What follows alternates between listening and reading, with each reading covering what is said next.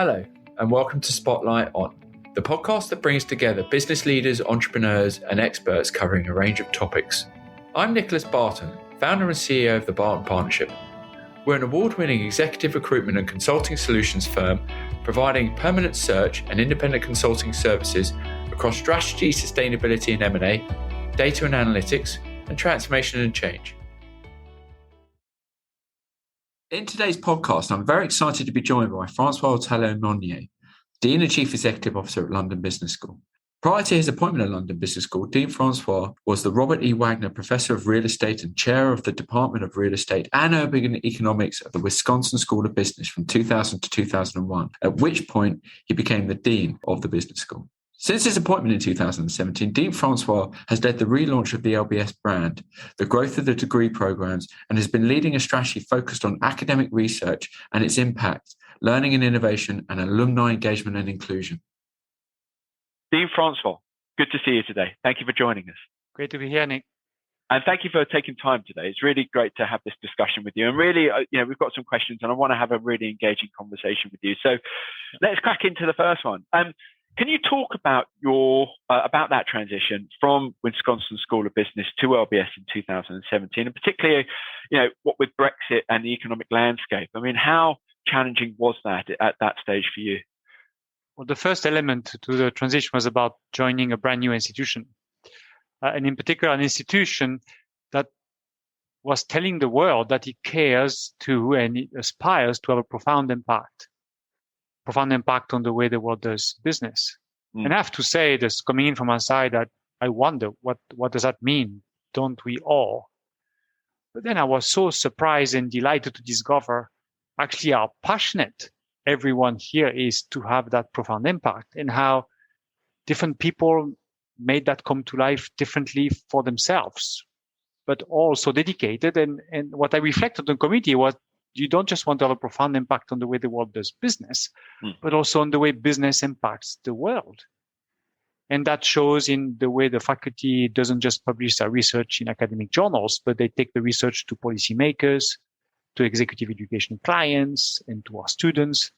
It shows in the way the students are engaged in the learning experience with us, but also the way they create opportunities for themselves. For example, our social impact club is the most active club of our student association. And then it shows up in the way the staff engages with the students and with the faculty and participate in transforming the life of the students, of the clients, and having an impact in our community around us here in London. So it was really an eye-opening experience to arrive here. It's the so many ways in which people made that real.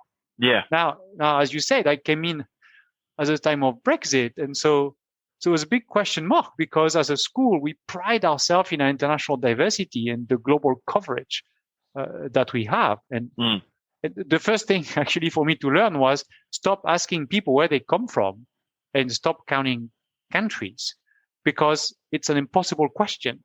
Like, What answer do you expect when someone was born in England, educated in Australia, worked in Hong Kong, or someone was born and educated in India and worked in Sweden for 6 years before joining the school? And so I just realized that this international diversity is so much more than just counting countries. And so when Brexit happened, the one thing that happened at the same time at Brexit that was so critical for us is a change in the way students get visa. And in particular, something that is now called the graduate route visa. It's a visa that gives our full-time students the right to stay in the UK and work for 2 years without any kind of company sponsorship. And I don't know if that's exactly what is the cause of the consequence we're observing, but the consequence is we don't see any decline in interest from students from around the world and from students from the EU, actually. So right now we are continuing to shape the class that are coming in now, and we haven't seen much impact at all of Brexit. That's amazing. And the differences, I guess, between Wisconsin School of Business culturally and London Business School, was it huge? I mean, in terms of sort of the nature and the makeup of the student body? So the Wisconsin is an outstanding regional player with a few domains of global excellence. Like you mentioned, I was a professor of real estate. It's probably one of the best real estate programs in the world. And then it has a very clear strategy to be excellent as many more specific domains. So, for example, rather than pushing the whole of marketing, Wisconsin is excellent in brand management. And actually, the MBA is organized in that way around this specialization. So the MBA at Wisconsin is for prospective students who have a very specific interest, not finance, but corporate finance or asset management, for example, right?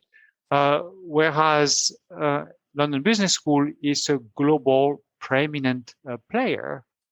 And what I would say we are the best school for is for that global community that is looking for a program that will be rigorously anchored in research and with an element of diversity, a richness of diversity that is almost unparalleled in the world.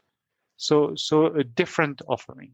And so when you think about when you first came on board, your priorities for the first 12 months, from your perspective, how has the program, when you look at the priorities for the first 12 months, how has the program evolved over the past 4 years from your point of view? My priorities overall in the first 12 months was actually, was coming from one side. So learn the community. And at the same time, let's not just be a François is learning and discovering exercise, but how can I help the community clarify and articulate its identity, right? And so, for example, that's why, in terms of starting with our purpose, why do we exist? To have a profound impact on the way the world does business. And I added, just because of what I observed around me, it's also to have a profound impact on the way business impacts the world. There were also questions about, can we be clear as to who we work for? And I think in today's world, it's very important, that question, because there's so many organizations that try to provide lifelong learning, right? That try to help people along their career transitions. And what's important about an organization like London Business School is we are an independent charity. We don't work for a bigger university.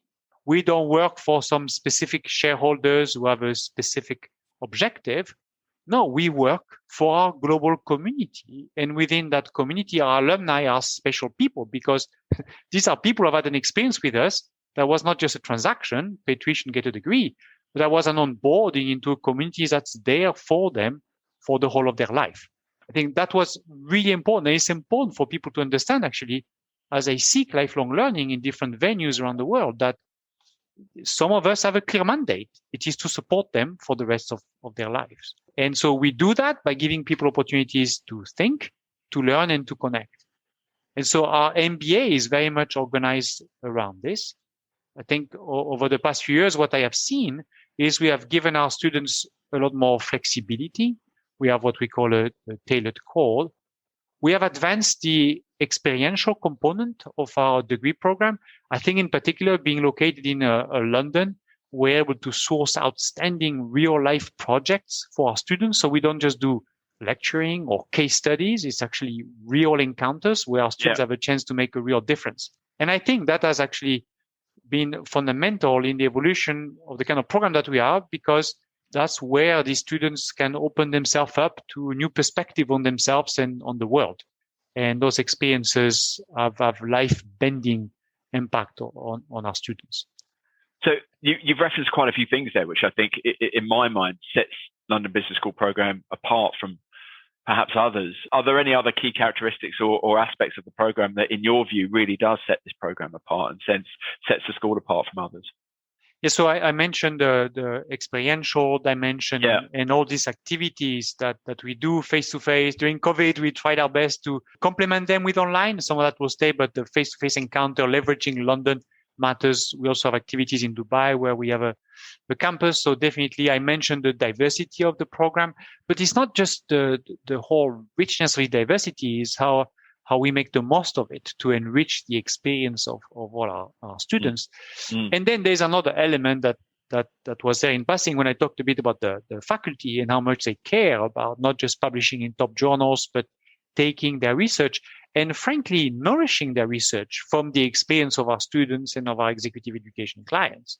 And that is very fundamental, that everything we do, everything we teach is anchored in academic research, but not any kind of academic research. The academic research of people who care about that impact. And we've seen it before the pandemic. We've seen it even more with the pandemic, how much our faculty got engaged with the world in helping the world navigate this major crisis. So those are, I think I would say, are fundamental elements, the anchoring in research, everything we do enriched by the diversity, and then really premium opportunities to learn. And that's why I often tell the students, in particular for the MBA program, that we might not be the best program for people who want to go from A to B and they already know what B is and they just want the toolkit. Yeah. I think we are a much better program for people who are open, who are curious, appreciate rigor, but they have this openness, this curiosity to be inspired to different perspectives on themselves and the world. And they'll get that from the interaction with faculty, with one another, with all my colleagues who run the different programs, and from the standard lecture to the community action to the London project to some project someplace else in the world. And it's interesting because obviously we're going to talk about COVID and the impact that's had, but not just COVID, but there are other factors that are constantly evolving that will change people's perspective on the world, namely, sustainability, ESG, the importance of that topic now. How has the program adapted, not just with COVID, but also with changing priorities in the world, such as, the environment, sustainability, and the whole ESG agenda? How have you adapted and how has the faculty adapted with regard to topics that are fast becoming a key priority, not only for us as humans, but businesses and corporations going forward as well? So what's fundamental to understand is that to be a successful faculty member at London Business School, you need to be pushing knowledge, producing research at the frontier of your domain. And you also need to be impactful. And that impact, we see it in the way policymakers, business leaders, and our alumni and our students take what you do and make sense of it in their lives to make a difference in the world around them. And so because of this, then the faculty, the way they select one another, the way they reward and promote one another, that impact dimension is really fundamental to their lives here. And because of that, because of the interactions we have with the great students, the great executive clients, and the policymakers, you cannot be impactful as a faculty member unless you remain relevant at the frontier of what's the discussion today. And that ensures that beyond anything we might do institutionally, and we do things like every year we review our portfolio of electives, for example. But what's even more important is within every one of our classes, how is it that people bring what's happening in the world and how they bring that to bear as to the experience of every student, right? And so this is something that is, so the picture I want you to bring your mind is that this is not something that the dean or some deputy dean decides. We now have to be relevant here or there. No, this is what's beautiful here at London Business School. This is happening bottom up just because our individual faculty members are driven to be relevant and to be impactful. And that shows up in the way they interact with our students and our clients and our alumni. When you think about sort of the organizations that come onto campus to recruit your students, have you seen any changes over the last 3 years in terms of, how they've been approaching the recruitment side of their journey, and not only sort of key characteristics they're looking for in students, but also the profile of now the ideal fit? Has there been any changes in that regard? So the first thing to say that has not changed is top employers keep coming, right? Top employers, they every year they want that LBS graduate, and interrupting recruitment is, you must know this given the industry where you are in. You don't interrupt an recruitment flow. So that happens. Now, what's interesting, as you point out, is in the makeup of employers. I don't know if it's so much in the last 3 years as much as maybe the last 4 to 6, 7 years. But what we have seen over time is a broad diversification of the employers who come to the school. So for the MBA at the top end, you will find the big consulting firms. But for example, whereas behind the big consulting firm, you would have financial services, banks. Now you have much more entrepreneurial platforms, new economy type organizations. So therefore much more diversified. And actually I would say it's probably because our employment outcomes were already so diversified before the pandemic that our employment outcomes proved to be very resilient in spite of the pandemic. Another thing that's happening that I'm particularly pleased with is, for example, we have London startup who come to London Business School to recruit. So we actually do a recruitment fair for startups right? For, I don't know, it's employee number 5, 6, 7 or 10, 11, 12. But, which is very different from McKinsey or from Amazon coming to recruit. Do you find the students' appetite or openness to considering what would be considered perhaps more riskier opportunities for perhaps more exciting companies than the mainstay McKinsey, Bain, BCG type profiles, which, great brands, great companies, great career paths. But do you see a shift in people's risk appetite looking at sort of smaller startups versus more established businesses? Yeah, so I think it's a broader breadth, I would say. And so is it a shift in people, or is it that our recruitment team is mindful of who's coming to hire at the school and is also allowing itself to recruit students who will have a greater breadth of interest, and therefore it creates a different dynamic in the class. And then, as I said, we want people who are open and curious, and so people might discover careers. Actually, we want that to happen, that they explore and they discover careers during their time here that then yield a better breadth of outcomes. So I think it's a bit a chicken and an egg, where we are driven by serving our students, but with the real fundamental understanding that people don't come to buy a diploma. They come to help advance their career. And so we're trying to be that matchmaker in a way, but not a matchmaker that says you wanted A, you get A. No, come and discover and explore. So we see a greater breadth. But, for example, we see people, as you said, going into entrepreneurial venture. I think also because over the years, we have, in particular in the past 2 to 3 years, we have made great strides in better connecting with the London entrepreneurial ecosystem. I think we actually took some steps explicitly for that. We also see people going into the not-for-profit sector, and we like attracting people with a not-for-profit experience as well. I think one thing that I see happening is, because our MBA is not 1 year, there is time to do an internship. And so you see people using the internship to maybe explore and dabble into something different. Yeah. And then they decide they want to continue, or no, they go back to the career they came from. But that's, it's wonderful that they get this chance, because of the length of MBA, they get this chance to explore. Yes. For those listening, I've been in the recruitment market for over 20 years. And part of the reason why I was very keen to have this conversation today with Dean François is that I've been recruiting MBAs, for the majority of that time, and we'll come on to sort of the perceived value of an MBA in the next couple of questions. But it's interesting to see when, from my perspective, when I looked at someone's resume and they've done an internship and then have they then transitioned into that organization through that internship. As you quite rightly said, it has changed. Historically, someone would do an internship and then ultimately end up working for that company. But actually, people are now, I guess, using internships much more as a test bed, just to see, actually, am I really going to like that before sort of actually committing to something else?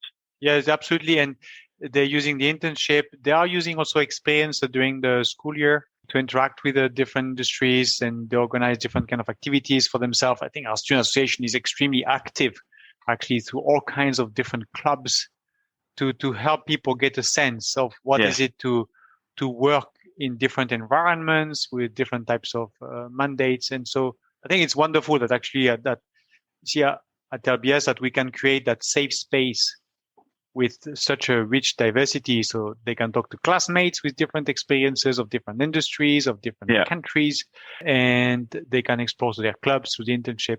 And then in the end, they decide on their first move for their career and will be there for the next move as well.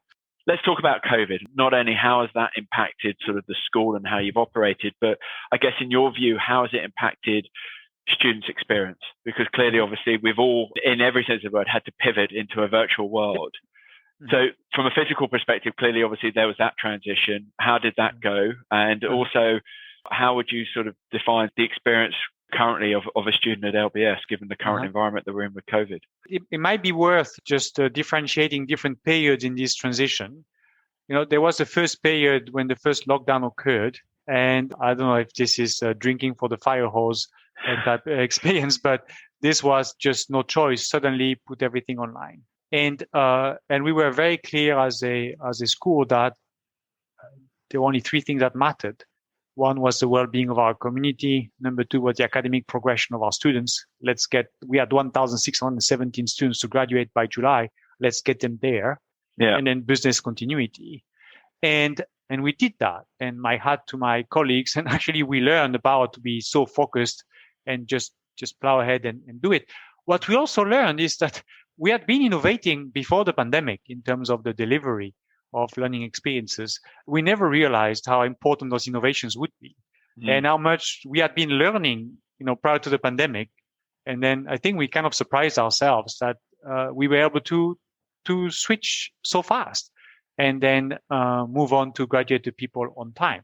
But as that happened, as we transitioned to the summer, my colleague did something that was fantastic. Is they went to a student and say, look, we have time to start planning the fall. So would you work with us?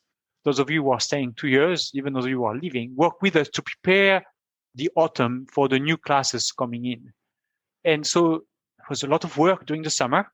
Faculty stayed at their home on campus through Zoom and Teams with my colleagues in the staff and with the students. We engaged some alumni. We talked to some employers. And so then we prepared what we called our hybrid model because we knew that for the last academic year, we were not going to be able to control that much. At least we will not be able to control whenever the campus is open. That's the government deciding. And we set for ourselves as a metric for success that every week the government allows us to be open. Let's make sure every student has a chance to be taught face to face. And we delivered. Every week we were allowed to be open. Every student has a chance to be taught face to face. We created an app and they could tell us their preferences. And if they wanted to come, they could come. Now, was it ideal? No, it was a journey. We went on the journey together. One thing that was much better than expected is we learned that we could do really high touch learning through digital means. We learned that. And that was a surprise because you see, before the pandemic, I guess because the first online organizations like Coursera, Udacity, edX, their target was mass learning experiences. And so I think, me included, there was a bit of a prior that online was for large groups of people. We have a faculty member with a class of 50 people. She decided to cut it into 10 groups of 5, and then she taught them in groups of 5. Much more experiential learning, tutorial type. Project-based teaching. That was an amazing experience for the student. So we learned that online could do really high premium, high touch experiences. But the other thing we learned is that it's not a substitute. We can do impactful experiences, but it's not the same experience. And so what we decided to do in the spring and then throughout the summer to prepare for this year is to shift our emphasis from a hybrid model to what we now call a classroom first model, which again is subject to the government regulations. And that is, we are bringing back the essential and the most important of the face-to-face. And we are keeping some of what we learned with the technology. And so the MBAs are here already. We welcomed them last Monday. Saturday, we had a barbecue here on the front lawn in Regent's Park. Lovely. And it was so nice for me to walk around and ask them about their experience. To give you an example, we made them work in Tower Hamlet, a neighborhood here in London, and they went and did a fantastic job there, and they got to know one another better, and they got to know themselves better while having a profound impact on the community of Tower Hamlet. And that is not something we could have done on Zoom, having, all our MBA suddenly Zoom the residents of Tower Hamlet. That would not have happened. And so that's where we are this year, is classroom first. So what we've learned is to break some of the boundaries we had before and to do what we know to do best, is engage together, faculty, staff, and students, to create those experiences that are always anchored in research, enriched by the diversity of our students, and really helping them discover what the world has to offer for them. And so when you think about sort of, I use this phrase a lot at the moment, but come back into the new normal, whenever that is, whatever that looks like. What aspects? I mean, you're not going to go back, as I'm sure most of the world isn't going to go back to where it was pre-COVID. What aspect do you think will be, percentage-wise, what aspect of the course will be still classroom-based versus Zoom-based or virtually based? It's a difficult question with regard to percentages, but let me tell you one thing which for sure will not we not go back to is COVID forced us or gave us the opportunity to break the boundaries between admitted student and student and alumnus. And so, because we admit students sometime up to a year ahead of the start of the program, or almost, right? And thanks to the startup of one of our alums, he created and worked with us, Meet.lbs, a digital platform for admins to start to get to know one another, to get to know our students, get to know our faculty. Now, that has to be online, right? Because they're all over the world. Yeah. So, and I suppose that, and probably this happened already, and more of it after COVID, that they'll get to meet one another. The ones in Barcelona or the ones in Lagos or the ones in Hong Kong will find ways to meet face to face. But we created this digital platform. We enabled digital platform for them to start meeting one another. And I'm told there were more than 50 events that they organized for themselves. Fantastic. Prior to showing up. Yeah. And that's something that digital enabled. And I suppose we will continue to facilitate that. And the same way about post-graduation, I know we are looking at alumni reunion in a very different way. We are looking at club events in a very different way. So that's for sure, you're going to see a lot more of the digital being deployed to remove the boundary, admit to student to alum, and create a whole new ways for us to serve that community of ours from the time in which people are admitted. Fantastic. So my next question, you stated that one of your aspirations was to improve gender diversity at LBS, aiming for 51% female students. How are you working towards this? And can you share any observations around the impact of this journey to gender parity? So you used the right word. It is a journey. And what we are seeing is that it will happen faster in some programs than others. Last year, our Masters in Analytics and Management was at 51%. Female. Great. But, we've struggled with the MBA. We've struggled with the more senior program, in particular the part-time programs like the Executive MBA and the part-time Masters in Finance. But we want to be part of the journey with the rest of the world. Part of the issue with part-time, I think right now is probably related to COVID. Yes. Because people are finding the job hard, people are finding working at home hard. And there is plenty of evidence that COVID has been particularly difficult for working mothers. So things that we are doing ourselves here is I'm very pleased that, for example, some alumni and friends of the school foundations have joined efforts with us to provide scholarship for women. But with a very nice twist to it, that is so LBS is they were very clear that the scholarship is not to enable us to compete for the women already in the pool and then use scholarship to make sure the woman comes to LBS rather than go to some other school. Now, the challenge in particular, one of our major donor, the Late Law Foundation, the challenge was, are you able to identify women who will never dream of a world-class business education and with the Late Law Foundation scholarship, bring them to the school. And so we took step there to actually hire someone and adjust our recruitment strategy to go and identify such people. And that's 20 women a year for our school. And so I believe that there is a lot of value in those efforts that go out and inspire women to apply. And I'm delighted that I can participate in this. And so often I just realized that too many women didn't think it was accessible.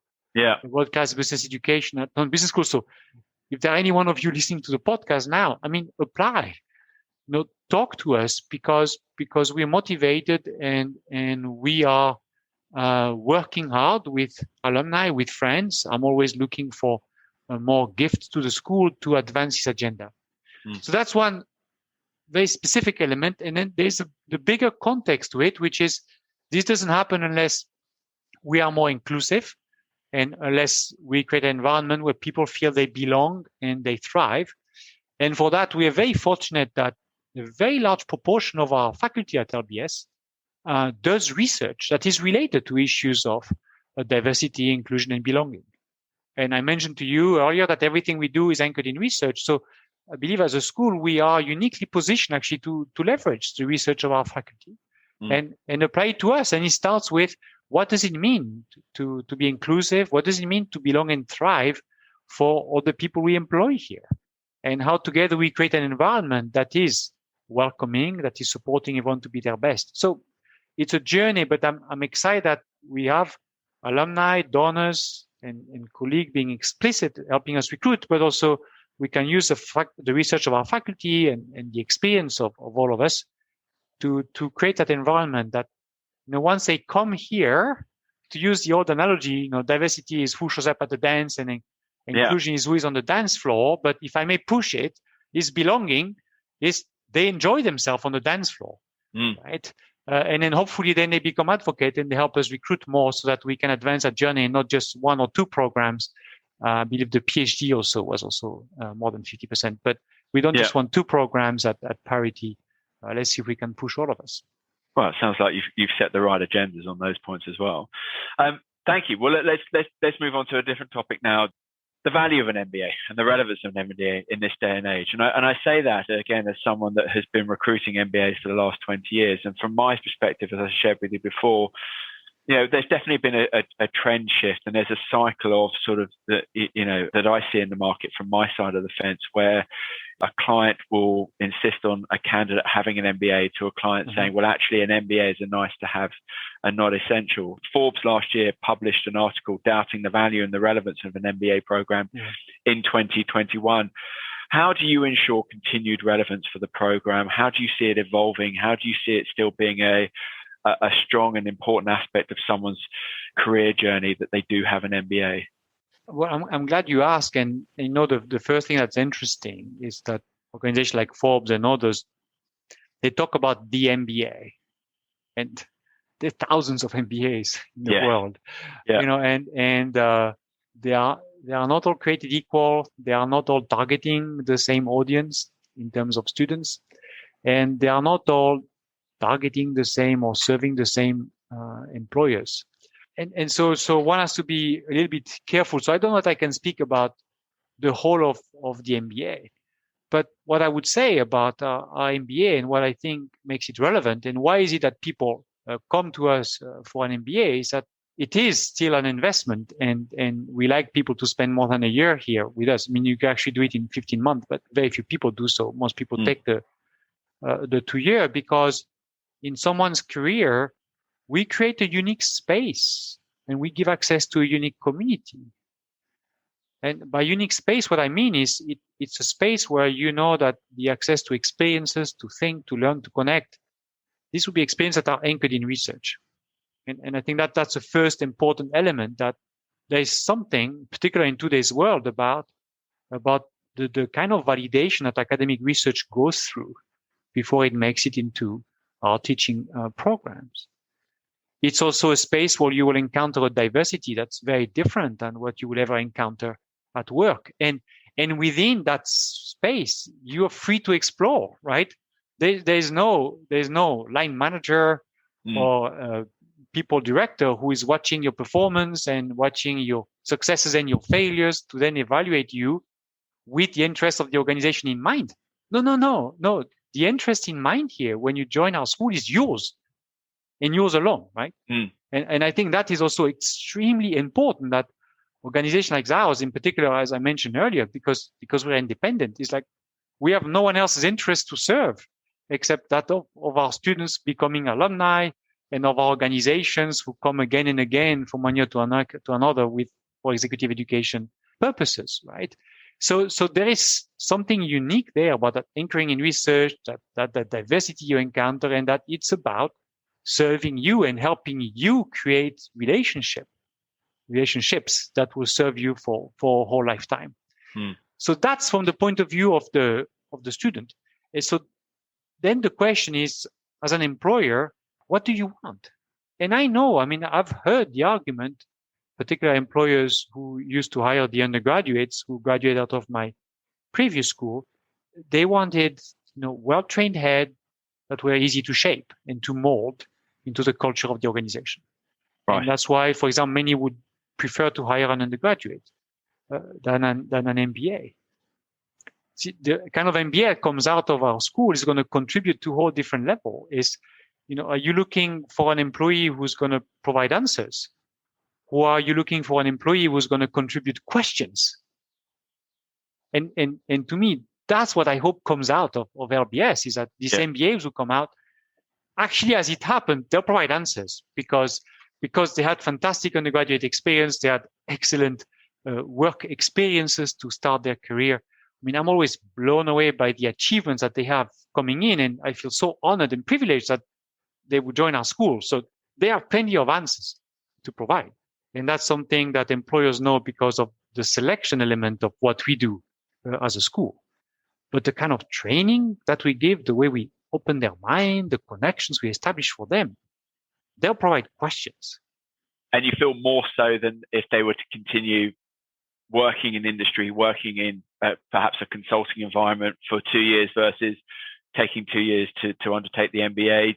It's for everyone to answer for themselves. And what I would say is that don't come to LBS if you don't think there is a premium to that anchoring research and that diversity you're going to encounter, because probably it's best for you to stay and gain the experience at work. And once again, I'm not saying that an LBS MBA is good for everyone, but what I would say is that if you have that curiosity to explore, there's nothing like the kind of environment we provide to give you access to properly grounded material, that academic research from this impactful faculty member, and then the safety, the freedom to explore in the classroom. Your line manager will not know what question you asked in class. Yeah. And so, and frankly, there are fantastic employers out there, don't get me wrong, who do everything they can to promote their employees and to facilitate the learning. And what I'm saying is we have nothing else at heart but the growth, the success, the impact of our students, and we want them to become engaged alumni, right? And that's what I think makes the space different.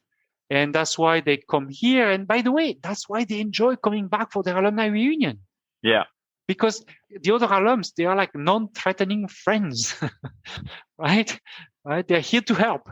So that's why I do believe there is tremendous value to the MBA we offer here. Absolutely. Great. Well, look, it's been great talking to you, Dean François. Your passion for the program, your passion for the school certainly has come through. When you think about your vision for the future and what success looks like, how would you define that? Success is very simple.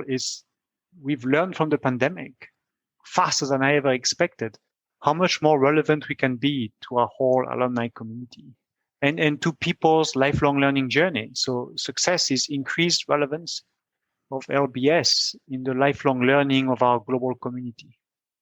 And then if you talk to my colleagues, they'll tell you that I never just stop at success. I always ask them, so behind that, what's the bigger, the bolder version, the success squared? And for me, success squared is that we multiply impact because there are one or two things that we do at LBS that other providers of higher education learn from us. And so they too can better serve the lifelong learning of their communities. And that's a journey we are on. And I couldn't think of a better place to be in the world to advance this journey and to hopefully not only benefit our community success, but success squared, have an impact on the whole of higher education. What a way to end. Thank you, Dean François, for your time today. It's been an absolute pleasure talking to you. And thank you for your insight around LBS and your life there and your transition, certainly from Wisconsin School of Business as well. Really appreciate sort of the insight that you've provided. So thank you very much for your time today. It's been good to speak to you. Thank you so much, Nick. A pleasure.